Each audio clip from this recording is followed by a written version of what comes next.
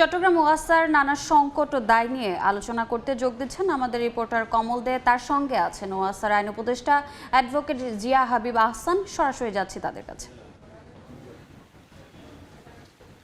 চট্টগ্রাম ওয়াসা নিয়ে ফেরদৌস লিপির করা রিপোর্টের আলোকে চট্টগ্রাম ওয়াসার নানা সংকট এবং দায় নিয়ে আমরা আলোচনা করব। যোগ দিয়েছে চট্টগ্রাম ওয়াসার আইন উপদেষ্টা অ্যাডভোকেট জিয়া হাবিব আহসান। জিয়া ভাই, স্বাগত জানাচ্ছি। এই যে চট্টগ্রাম ওয়াসার বিরুদ্ধে এত অভিযোগ কেন? আসলে কি পাপ সাধারণ মানুষ ভোগান্তিতে পড়ছে কেন এই ওয়াসাকে নিয়ে? ওয়াসা তো চট্টগ্রামে এটা অনেক বড় কর্মযজ্ঞ তারা সম্পাদন করছে। বিশেষ করে পানি সরবরাহের মতো নাগরিক অধিকার নিয়ে তারা কাজ করছেন। তো অধিকার নিয়ে কাজ করতে বিগত সময়গুলোতে অনেকগুলো বিড়ম্বনার সৃষ্টি হয়েছিল। সেগুলো উতরিয়ে ওঠার জন্য বর্তমান ওয়াসা প্রশাসন কাজ করছে। বিশেষ করে ওয়াসার বর্তমান এমডি আনোয়ার পাশা সাহেব, তিনি নিয়মিত এই বিষয়গুলো তদারকি করছেন।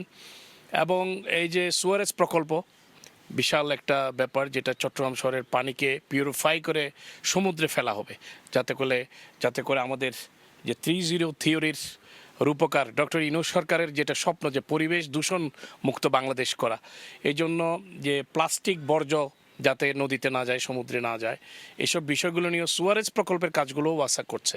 তার সাথে ভান্ডারজুড়ি প্রকল্প, চট্টগ্রামে যে পানির যে সংকট, সুপেয় পানির সংকট, সেটা নিরসনের জন্য ওয়াসা বিশাল প্রকল্প, ভান্ডারজুড়ি প্রকল্প। চট্টগ্রামের দক্ষিণ পাশে নগরায়নের যে সম্ভাবনা, উজ্জ্বল সম্ভাবনা, এটা সুপেয় পানির অভাবে এতদিন বন্ধ ছিল। আপনি একটা কর্ণফুলী হাউজিং এর সহসভাপতি। গত 33 বছর আপনার পানি না পাওয়ার কারণে সে হাউজিং করতে পারেন নাই। তাহলে ভান্ডারজুড়ি পানি পাওয়ার কি কোনো সম্ভাবনা আছে?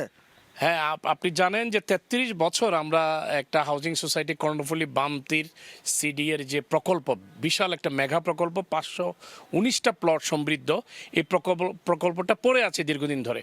এবং এই প্রকল্পের যারা প্লট মালিক অনেকেই মারা গেছেন, আমার আব্বা আম্মাও মারা গেছেন, এরকম অনেকেই মারা গেছেন। তো তাদের স্বপ্ন অধরাই রয়ে গেল শুধুমাত্র সুপেয় পানির অভাবে। তো এই প্লটের মালিকদের তো পানি পাওয়াটা তাদের অধিকার। এই অধিকার নিয়ে দীর্ঘদিন তারা বিড়ম্বনার শিকার।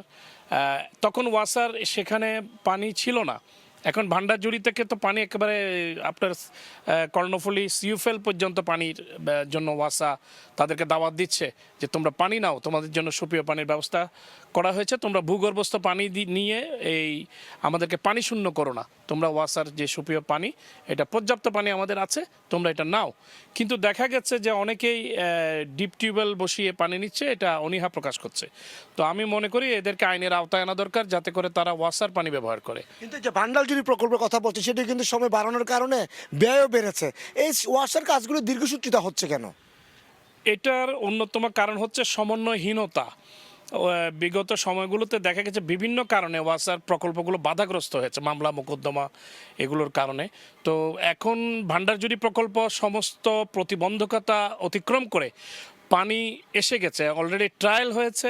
এবং আমাদের চট্টগ্রাম উন্নয়ন কর্তৃপক্ষের বর্তমান যে চেয়ারম্যান ইঞ্জিনিয়ার নুরুল করিম সাহেব, তিনি এবং ওয়াসার এমডি আনোয়ার পাশা সাহেব, ওনারা দুজনেই একমত হয়েছেন যে ওই পারে পানি তারা সিডিএর হাউজিং সোসাইটিতে পানি দেবে, কারণ এটা পানি তারা পাইতে আইনত তারা অধিকারী।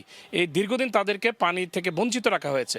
এই জন্য সেখানে পানি কিভাবে দেওয়া যায়, ওয়াসার যে একটা ডিমান্ড আছে, সেই ডিমান্ডটাকে আনোয়ার পাশা সাহেব বলেছেন আমি এটাকে আবার রিভাইজ করব, যাতে করে এটা কমানো যায়। এবং সিডিও একমত হয়েছে, তারা যদি এটা রিভাইজ করে কম মূল্যে যদি পানি সরবরাহের ব্যবস্থা করে, তাহলে ওয়াসাও রাজস্ব পাবে এবং সিডিও সেই পারে নদী শহরটা এক্সপান্ড হবে। আমি একটা কথা বলে, আমাদের এখন পানির উৎস কিন্তু ওয়াসার হালদা নদী এবং কর্ণফুলী নদী, এই দুটি নদী যদি সংকটে পড়ে তাহলে কিন্তু পানির সংকটে পড়বে। তাহলে ওয়াসা কেন কোনো দীর্ঘমেয়াদী প্রকল্পে যাচ্ছে না? আপনি তো আইন উপদেষ্টা, আপনি এমডিকে সেটা বলবেন কিনা?